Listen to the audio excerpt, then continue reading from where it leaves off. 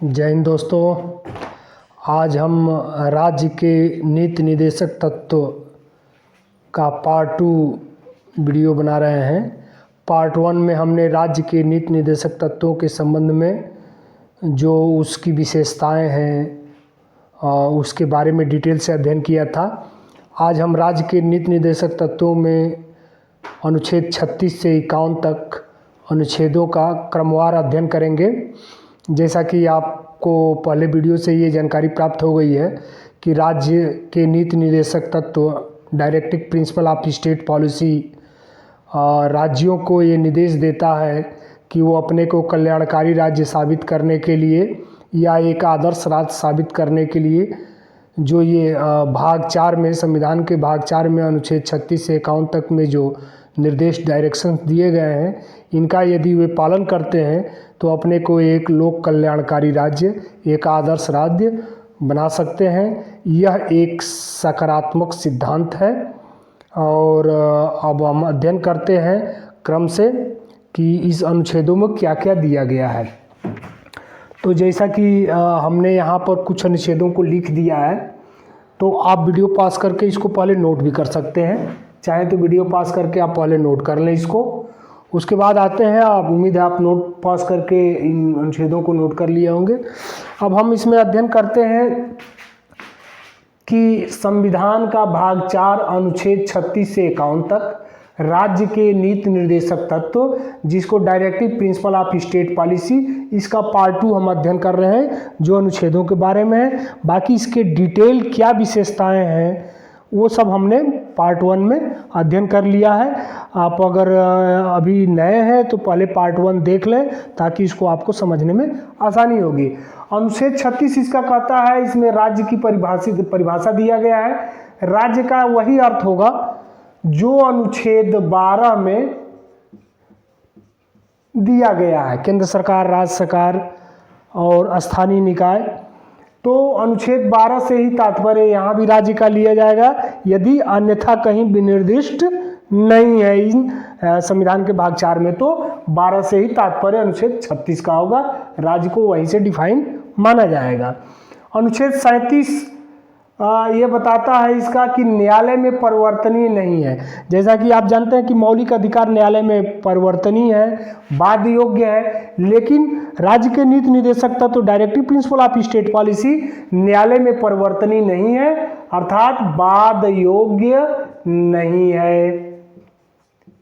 तो ये आप नोट कर लेंगे, अर्थात बाध्य योग्य नहीं है। अब आते हैं अनुच्छेद 38, अनुच्छेद 38। अनुच्छेद 38 में दो बातें आपको ध्यान रखना है।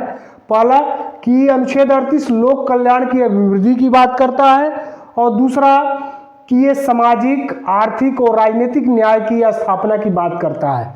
सामाजिक, आर्थिक और राजनीतिक न्याय, जैसा कि पहले वीडियो में भी बताया गया कि संविधान के प्रस्तावना में भी ये तीनों शब्द आए हैं, सामाजिक, आर्थिक और राजनीतिक न्याय। हम भारत के लोग भारत को एक संपूर्ण प्रभुत्व संपन्न समाजवादी पंथनिरपेक्ष लोकतंत्रात्मक गणराज्य बनाने एवं इसके समस्त नागरिकों को आर्थिक, सामाजिक, राजनीतिक न्याय, तो वहां पर भी 3 तरह की न्याय की बात आई है। तो ये अगर ये क्वेश्चन पूछता है कि राज्य का नीति निर्देशक तत्व तो कितने तरह की न्याय की बात करता है, तो 3 तरह की न्याय की बात करता है। कौन कौन? सामाजिक, आर्थिक और राजनीतिक न्याय। और ये तीनों चीज न्याय और संविधान के किस भाग में दिया गया है? तो प्रस्तावना में भी दिया गया है, और राज्य के नीति निर्देशक। तो ये दो आपका अनुच्छेद 38 में 2 पॉइंट आपको नोट करने हैं। लोक कल्याण की अभिवृद्धि की बात करता है, सामाजिक, आर्थिक और राजनीतिक न्याय की बात करता है। और जब अगर यह प्रश्न आता है कि राज्य के नीति निर्देशक तत्व किस तरह के लोकतंत्र की बात करता है, तो 2 तरह के लोकतंत्र की बात करता है, सामाजिक एवं आर्थिक लोकतंत्र। लेकिन न्याय के विषय में पूछता है तो ये बताना है कि अनुच्छेद 38 के अनुसार सामाजिक, आर्थिक और राजनीतिक न्याय की बात करता है।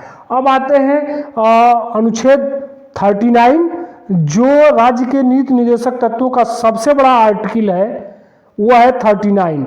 इसमें 39A भी लास्ट में जोड़ा गया 42वें संविधान संशोधन द्वारा, और ऑलरेडी पहले से 39 में small a, b, c, d, e, f 1 2 3 4 5 6 point already पहले से एग्जिस्ट थे।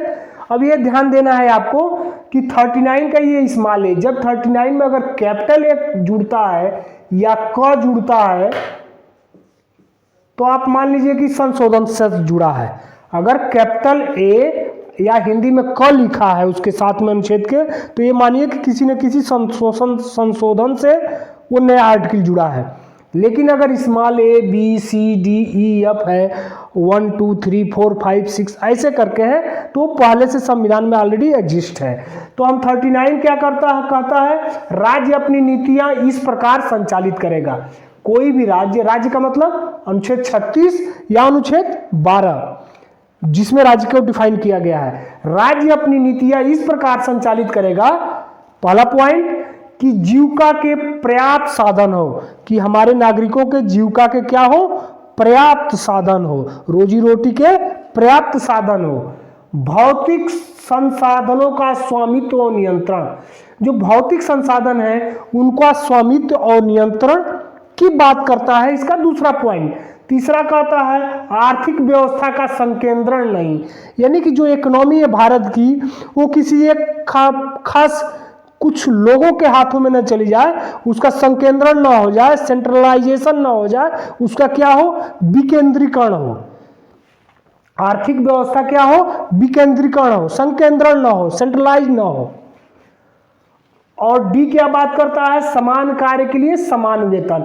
ये डी पॉइंट स्मॉल डी ध्यान रखिएगा, कैपिटल डी नहीं है, स्मॉल डी, समान कार्य के लिए समान वेतन। ये बहुत प्रश्नों में पूछा जाता है परीक्षाओं में कि समान कार्य के लिए समान वेतन, अर्थात स्त्री और पुरुष दोनों के समान कार्य के लिए समान वेतन दिया जाएगा। ये नहीं कि स्त्री को उसी कार्य के लिए अगर 10,000 रुपया मिलते हैं तो पुरुष को 12,000 रुपया मिलेंगे, नहीं, समान कार्य के लिए समान वेतन की बात स्त्री और पुरुष दोनों के लिए कौन सा अनुच्छेद बात करता है, अनुच्छेद 39, कौन सा पॉइंट, डी पॉइंट। सी है कर्मकारों के लिए स्वास्थ्य और बालकों के स्वास्थ्य का, बालकों के सुकुमार अवस्था का ध्यान रखना। तो ये अगर प्रश्न पूछता है कि वर्कर्स के स्वास्थ्य की और बालकों के सुकुमार अवस्था के ध्यान रखने की बात किस अनुच्छेद में की गई है, तो 39 के ई पॉइंट में, 5वें पॉइंट में की गई है।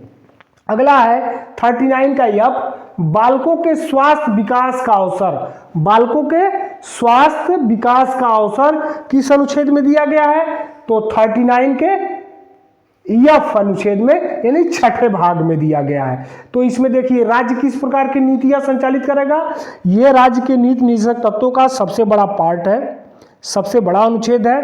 तो इसको आपको ध्यान रखना है। इसमें से क्वेश्चन भी बनते हैं, क्या क्या बनते हैं क्वेश्चन, कि जीविका के पर्याप्त साधन की बात 39 करता है।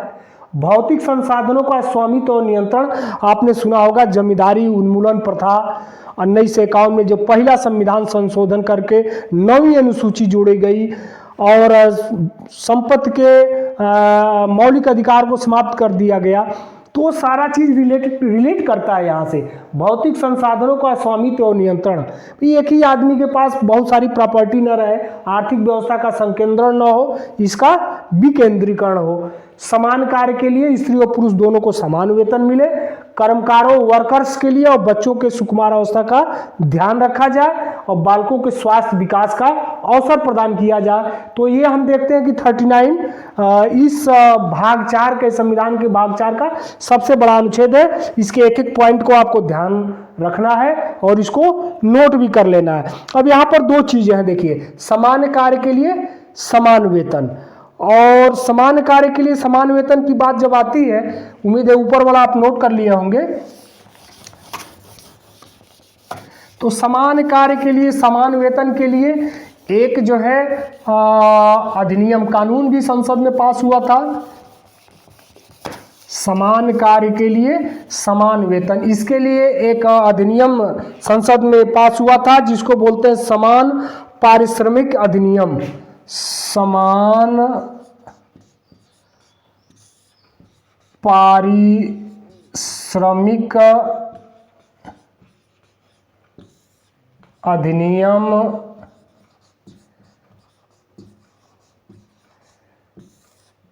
1976। ये पॉइंट आप देखें, समान कार्य के लिए समान वेतन, समान कार्य के लिए समान वेतन। तो इस पर एक कानून भी बना था, समान पारिश्रमिक अधिनियम 1976। ये किससे रिलेट करता है? आर्टिकल 39D से रिलेट करता है। ये अधिनियम किससे रिलेट कर रहा है? आर्टिकल 39D से रिलेट कर रहा है। क्या? समान पारिश्रमिक अधिनियम 1976, यानी कि स्त्री एवं पुरुष दोनों को समान कार्य के लिए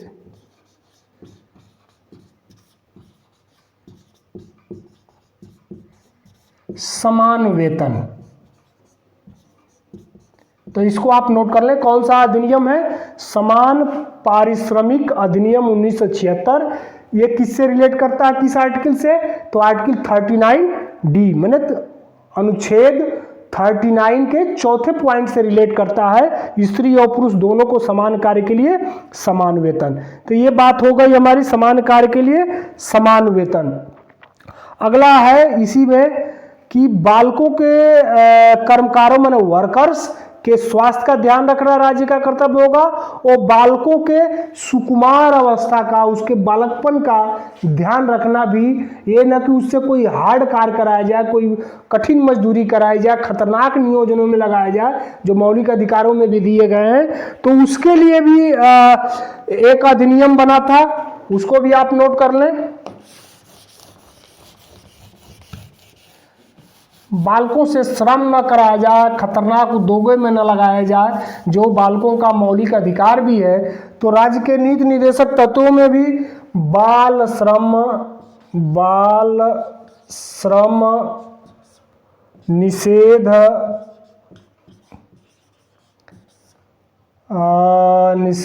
विनिमय अधिनियम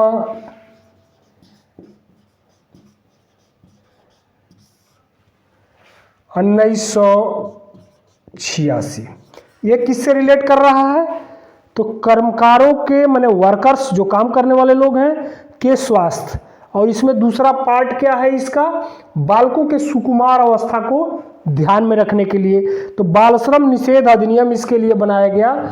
बाल श्रम निषेध अधिनियम, बाल श्रम निषेध विनिमय अधिनियम 1986, ये रिलेट कर रहा है 39 का C और 39 का E और EF, इन दोनों को रिलेट कर रहा है। तो इसको आप नोट कर लें, बाल श्रम निषेध विनिमय अधिनियम 1986 ये किस आर्टिकल को रिलेट कर रहा है? 39 को रिलेट कर रहा है। तो अब सबसे बड़ा चूंकि आर्टिकल है और इसमें दो अधिनियम भी जुड़े हुए हैं, तो इसको जानना बहुत जरूरी था। और इसमें महत्वपूर्ण चीज़ है, जीविका के पर्याप्त साधन, भौतिक संसाधनों का स्वामित्व नियंत्रण, आर्थिक व्यवस्था का संकेंद्रण नहीं होगा, समान कार्य के लिए समान वेतन मिलेगा स्त्री पुरुष दोनों को, और वर्कर्स के स्वास्थ्य और बालकों के सुकुमार अवस्था का ध्यान रखा जाएगा, बालकों के स्वास्थ्य विकास का अवसर प्रदान किया जाएगा। तो ये अनुच्छेद इसलिए महत्वपूर्ण हो जाता है कि यहाँ से प्रश्न आते हैं कि स्त्री और पुरुष दोनों को समान कार्य के लिए समान वेतन किस अनुच्छेद में मिलता है। तो वो हमको बताना पड़ेगा कि आर्टिकल 39 से ये रिलेट करता है, और आर्टिकल अनुच्छेद 39 में ही इसका वर्णन दिया गया है। अब आते हैं कि 42वां संविधान संशोधन द्वारा, अब यहाँ आप नोट कर लें कि जो 42वां संविधान संशोधन है, 42वां संविधान संशोधन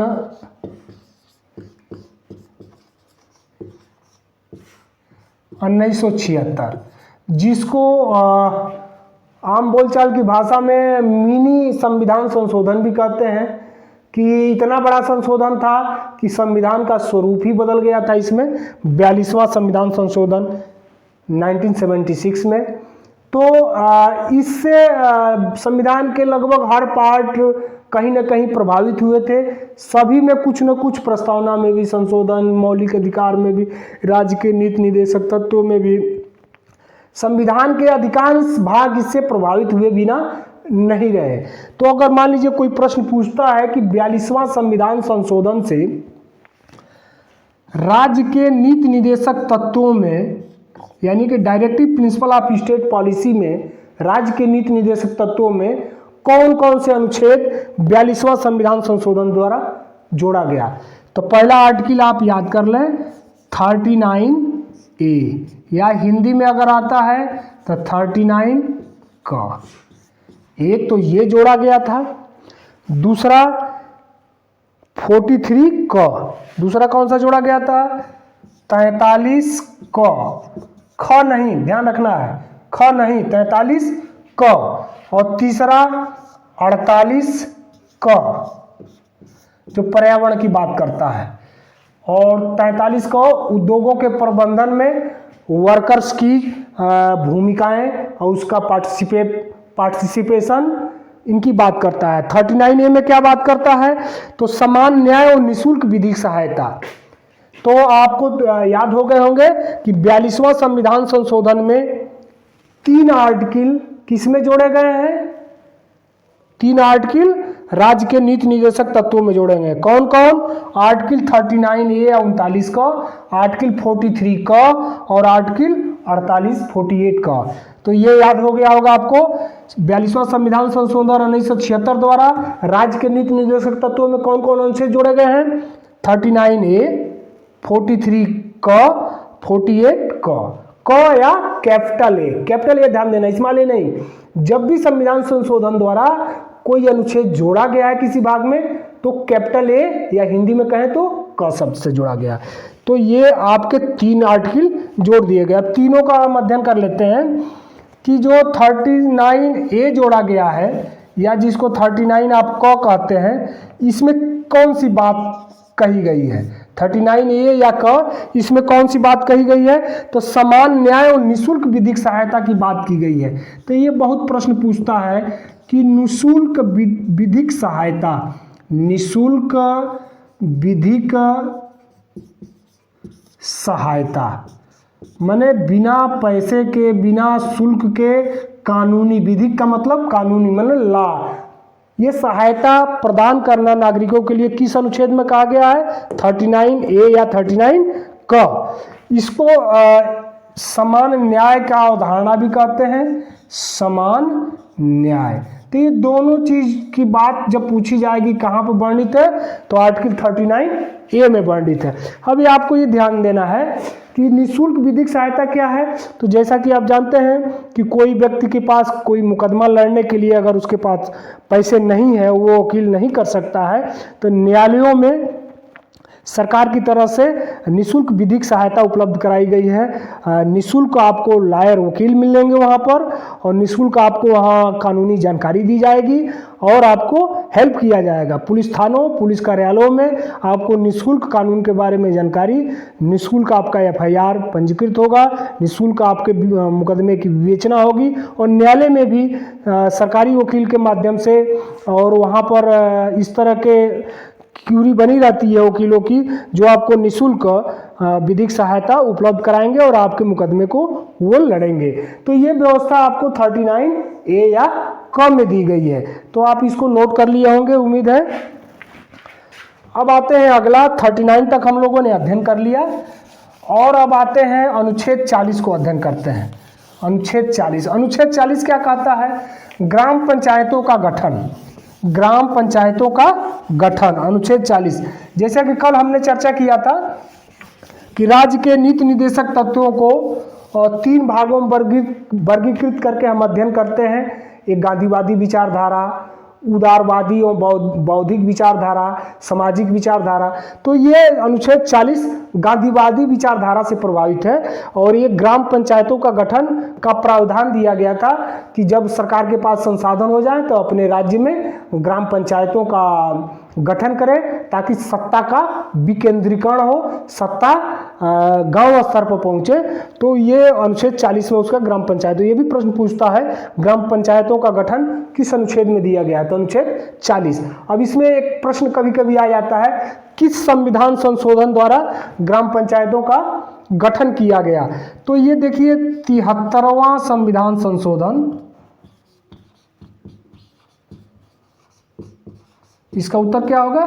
73वां संविधान संशोधन में ग्राम पंचायतों का गठन के लिए अलग एक पंचायती राज अधिनियम भी बना है, अनुसूची भी बनी है। और उसमें एक और प्रश्न पूछ देता है कि पहला वो कौन सा राज्य है जहां ग्राम पंचायत का गठन हुआ? तो वो कौन सा राज्य है? राजस्थान। उत्तर क्या होगा? राजस्थान। कौन सा राज्य है पहला जहां ग्राम पंचायतों का गठन हुआ? राजस्थान। कब हुआ? 2 अक्टूबर 1959। 2 अक्टूबर 1959। 2 अक्टूबर 1959। 2 अक्टूबर को क्यों?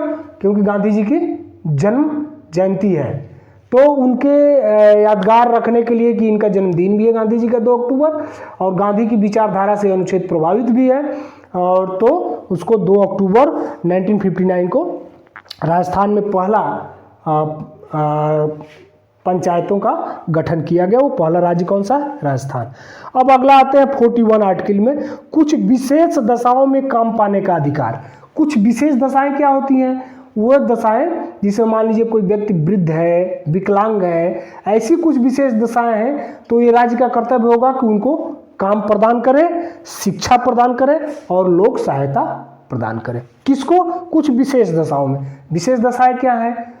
कोई वृद्ध है, कोई विकलांग है, ऐसी दशाएं जिसमें काम का अधिकार, शिक्षा का अधिकार और लोक सहायता पाने का उसको अधिकार है। उस व्यक्ति को बाध्य योग्य नहीं है, न्यायालय में परिवर्तनीय नहीं है, लेकिन ये राज्य का कर्तव्य होगा कि ये चीजें उपलब्ध कराए। अगला आते हैं आर्टिकल 42 में, कार्य न्याय संगत मानवीय दशा और प्रसूति सहायता की बात करता है। कौन सा? आर्टिकल 42। इससे जो प्रश्न बनते हैं हमेशा कि प्रसूति सहायता महिलाओं के लिए प्रसूति सहायता की बात कौन सा अनुच्छेद की बात करता है? तो आर्टिकल कौन सी? 42। तो ये इस चीज के लिए आर्टिकल महत्वपूर्ण है, प्रसूति सहायता के लिए महिलाओं के, इससे प्रश्न आते हैं। अगला 43, निर्वाह मजदूरी कुटीर उद्योग। कुटीर उद्योग का मतलब होता है घरों में, गांवों में छोटे छोटे जो उद्योग बनते हैं जिससे लोग अपनी रोजी रोटी चलाते हैं, तो उसकी बात अगर पूछी जाती है तो 43 का सबसे महत्वपूर्ण शब्द कौन सा है? कुटीर उद्योग। जब भी प्रश्न आता है 43 से अगर रिलेटेड, तो उसमें कुटीर उद्योग शब्द आएगा। क्या आएगा? कुटीर उद्योग। तो निर्वाह मजदूरी, मिनिमम मजदूरी तो देना ही देना है, और कुटीर उद्योगों, घरेलू उद्योगों का बढ़ावा सरकार करेगी, राज्य सरकार कुटीर उद्योगों का बढ़ावा करेगी। इसकी बात 43 में आती है। अब 42वें संविधान संशोधन द्वारा देखिए 43 का जोड़ा गया। इसमें क्या है? उद्योगों के प्रबंधन में कर्मकारों का भाग लेना। कर्मकार का मतलब वर्कर्स, यानी कोई फैक्ट्री है, कोई मिल है, तो उसमें जो वर्कर्स हैं तो उनके मैनेजमेंट में उसकी हिस्सेदारी होगी। मैनेजमेंट में वर्कर्स भी रहेंगे। आप देखते होंगे यूनियंस का चुनाव होता है, वहाँ संघ बनते हैं, मजदूर संघ बनता है मिलों में, फैक्ट्रियों में, और उनके तमाम उसमें पदाधिकारी नियुक्त होते हैं और एक प्रकार का उसमें सहभागिता होती है। तो किस अनुच्छेद से आया है? 43 का से उद्योगों के प्रबंधन में वर्कर्स का भाग लेना, उसके मैनेजमेंट में वर्कर रहेंगे, उनकी सहभागिता रहेगी, ऐसी व्यवस्था राज्य करेगा। इसका वर्णन कहाँ पर दिया गया? 43 क में। अब ये देखिए 43 ख, ये बाद में जोड़ा गया है। 43 ख आप मान के चलें कि ये जोड़ा गया था, अभी ध्यान आता है तो फिर मैं बताता हूँ। 43 2011 में जोड़ा गया, नोट कर ले, महत्वपूर्ण है ये 43 जो अनुच्छेद है, क्योंकि 42वें संविधान संशोधन द्वारा केवल 39 का, 43 का और 48 का 3 अनुच्छेद जोड़े गए थे। कौन कौन से अनुच्छेद? 39 का, 43 का, 48 का, ये 3 42वें संविधान संशोधन द्वारा जोड़ा गया था। और 2011 में 97वां संविधान संशोधन, 97वें संविधान संशोधन द्वारा 2011 में क्या जोड़ा गया? 43 का सहकारी समितियों का संवर्धन। सहकारी समितियों का संवर्धन। तो सहकारी समिति का अगर प्रश्न आता है तो ये 97वां संविधान संशोधन 2011 में हुआ था, और इसको 43 ख में स्थान दिया गया है। एक जो सबसे चर्चा में रहता है, पहले भी चर्चा में रहा है, अब भी चर्चा में रहता है, 44 समान नागरिक संहिता। सिविल कोड की जब बात होती है, जब भी कोई विवाद किसी देश में कोई बात ऐसी आ जाती है जहां एक समान सबको रहने की बात आती है, तो ये होता है कि समान नागरिक संहिता। तो ये प्रश्न जब पूछता है समान सिविल कोड वाली बात, तो ये आपको महत्वपूर्ण है, आसान भी है। 44 याद रखना है, 4 दोनों इक्वल हैं, 4 माने समान, समान नागरिक संहिता। तो ये ट्रिक है याद करने के लिए कि 4 दोनों समान है तो समान नागरिक संहिता है। 4 दोनों समान है, 4 दोनों समान है, मैंने 4 भी इक्वल है 4 के, तो समान नागरिक संहिता याद करने का ट्रिक है। उसके बाद 45 आप देख रहे हैं, 6 वर्ष से कम के बच्चों का शिक्षा आदि की व्यवस्था। और देखिए 86वें संविधान संशोधन द्वारा, जो 86वां संविधान संशोधन कब हुआ था? 2002 में। 86वें संविधान संशोधन द्वारा बच्चों के मौलिक अधिकार को आर्टिकल 21A में जोड़ दिया गया था।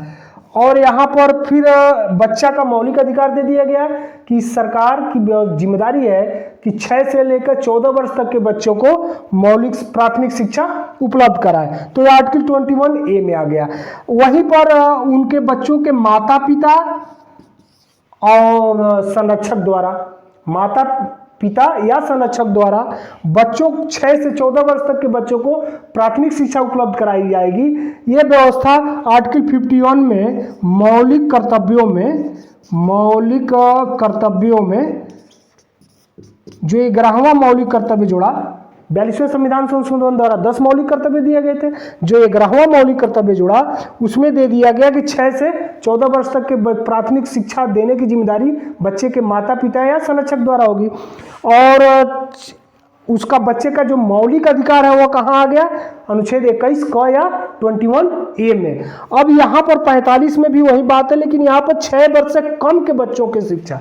तो देखिए प्रश्न जब पूछेगा कि 6 वर्ष से कम के बच्चों की शिक्षा और उनके कल्याण की बात आएगी, तो ये आर्टिकल 45 आएगी। ये ध्यान देना, 6 वर्ष से कम की बात जब आएगी। और जब 6 से 14 की बात आएगी तो आर्टिकल 21A और आर्टिकल 51A मौलिक कर्तव्यों के 11वें पॉइंट पर। तो ये ध्यान देने वाली बात है। 46वां क्या है? 46 कहता है कि अनुसूचित जात, अनुसूचित जनजाति, SC ST, अनुसूचित जाति और अनुसूचित जनजाति के लिए शिक्षा, आर्थिक हित और सामाजिक न्याय की बात करता है। तो जब प्रश्न ये आएगा कि अनुसूचित जाति और जनजाति के व्यक्तियों के लिए शिक्षा, आर्थिक हित और सामाजिक न्याय की बात किस अनुच्छेद में आएगी? तो अनुच्छेद आपका क्या होगा? 46। अनुसूचित जात, अनुसूचित जनजाति के लिए शिक्षा, आर्थिक हित और सामाजिक न्याय की जब बात का प्रश्न पूछेगा तो आर्टिकल 46। अब आर्टिकल आते हैं 47। 47 आर्टिकल गांधीवादी विचारधारा से आच्छादित है, जैसा कि कल बताया गया था कल के लेक्चर में कि यह गांधीवादी विचारधारा। तो गांधीवादी विचारधारा क्या है? मद्य निषेध। मद्य निषेध मतलब मादक पदार्थों का निषेध, मद्य निषेध। जैसे बिहार में आप देखें शराबबंदी है, पूरे राज्य में लिए शराब बिक्री नहीं हो सकता है, कानून बन गया है और विगत कई सालों से चल रहा है।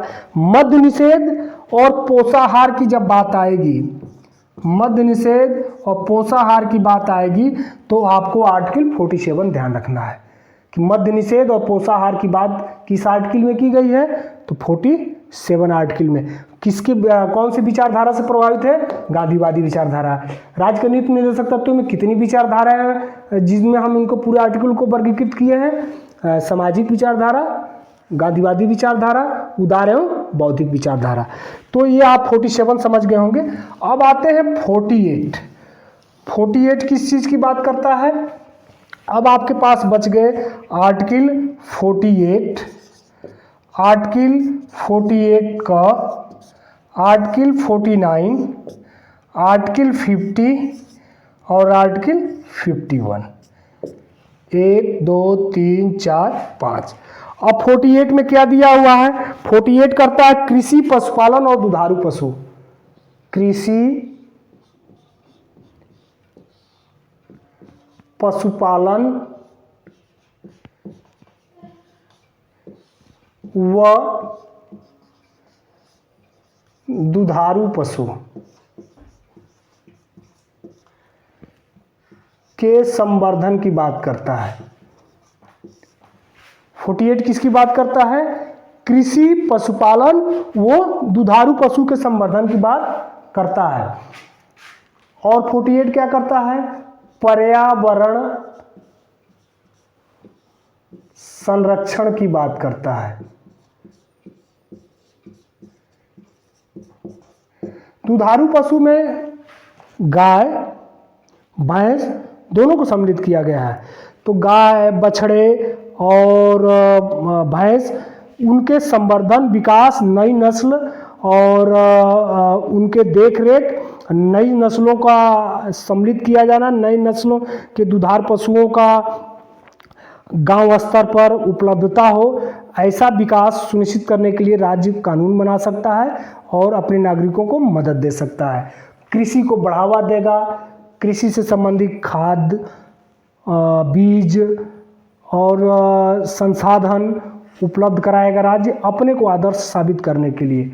पशुपालन का और दुधारू पशु, तो 3 चीज़ ध्यान रखना है। कृषि की बात आएगी, पशुपालन की बात आएगी, दुधार पशुओं की बात आएगी, गाय की बात आएगी, बछड़े की बात आएगी, भैंस की बात आएगी।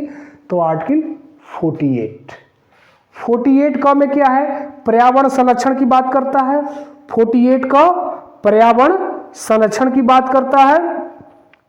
अब पर्यावरण संरक्षण के में अनुच्छेद के साथ साथ हमको 2 अधिनियम, जो विगत लेक्चर में बताया गया था कि 2 एक्ट भी इसके महत्वपूर्ण है। 48 का में एक तो पर्यावरण संरक्षण अधिनियम,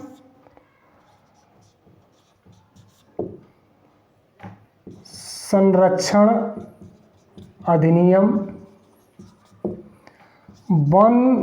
संरक्षण अधिनियम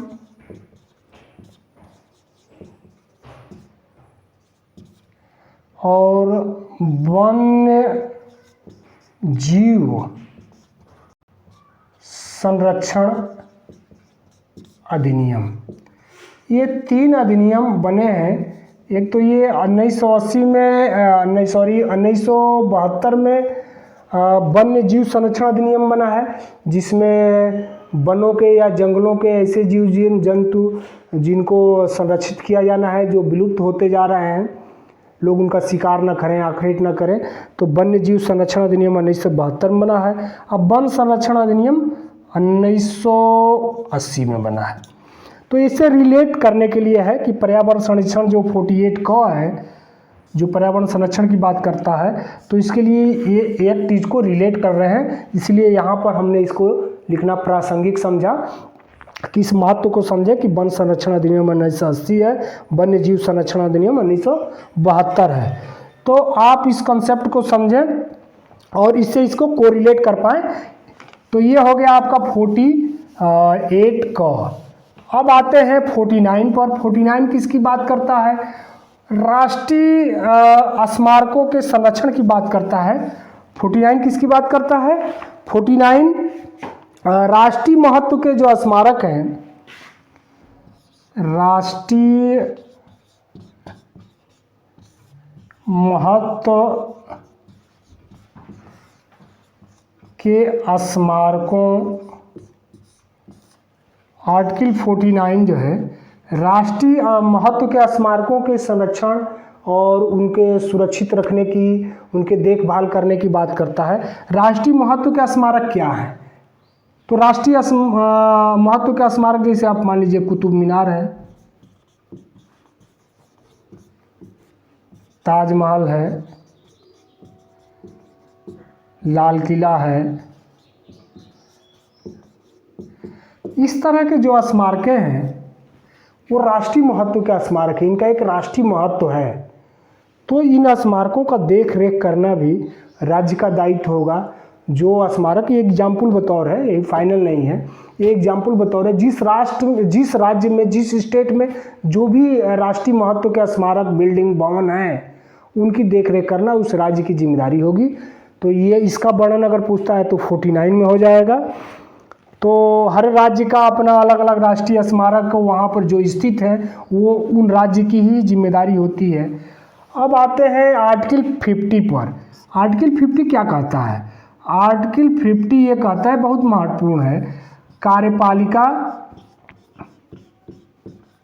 ये प्रश्न पूछता है अधिकतर, कार्यपालिका वो न्यायपालिका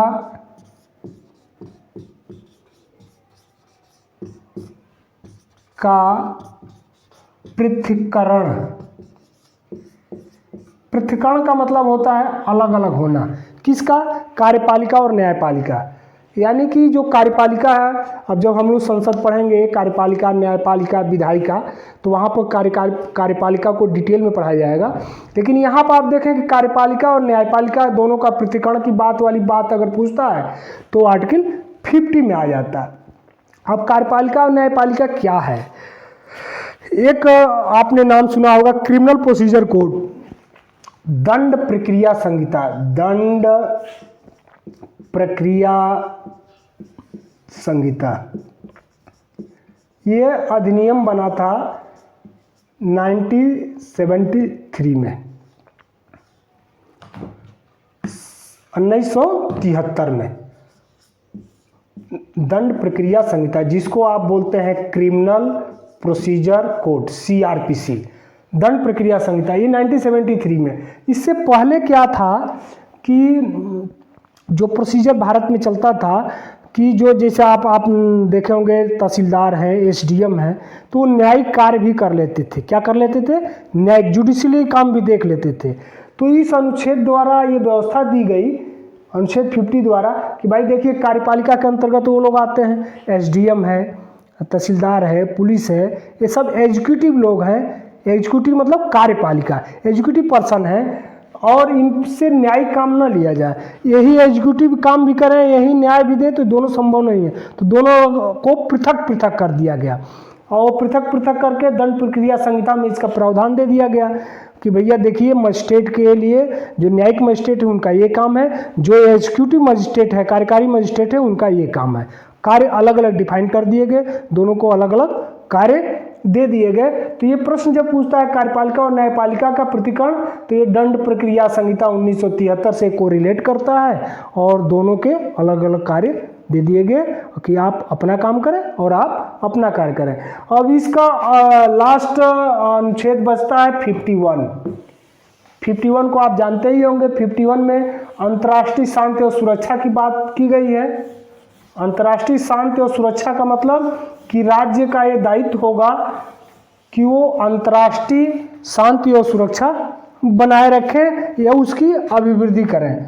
तो आर्टिकल 51 अंतर्राष्ट्रीय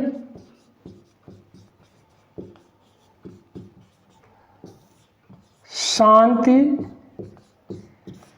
एवं सुरक्षा की बात करता है। तो राज्यों को ये दायित्व दिया गया कि भाई राज्य या देश, दोनों राज्य की श्रेणी में आता है। अनुच्छेद 12 या अनुच्छेद 36 से ही बताता है कि राज्य के अंतर्गत देश, राज्य, संसद, विधानसभा, विधायिका और स्थानीय निकाय सब राज्य की श्रेणी में आए। तो जो राज्य के अंतर्गत जो आ रहे हैं उनका ये दायित्व होगा कि वो अंतर्राष्ट्रीय शांति और सद्भाव बनाए रखने के लिए उचित कदम उठाए। तो इस तरह से हम लोगों ने आज जो है राज्य के नीति निर्देशक तत्वों का क्रमवार, सिलसिलेवार, अनुच्छेदवार अध्ययन किया, और इसका डिटेल जो विशेषताएं हैं और उस पर आधारित जो प्रश्न थे हम लोगों ने इससे पहले के वीडियो में अध्ययन कर लिया है। आप उस वीडियो को जरूर देखिएगा, वो वीडियो बहुत ही महत्वपूर्ण है, और वो देखने के बाद ये आपको बहुत आसान लगने लगेगा और आप इसके सारे प्रश्नों को कर ले जाएंगे। उम्मीद है आज का लेक्चर आपको पसंद आया हो, और इन्हीं सब के साथ मैं अपनी बात समाप्त करता हूँ। सभी दोस्तों को जय हिंद, थैंक यू।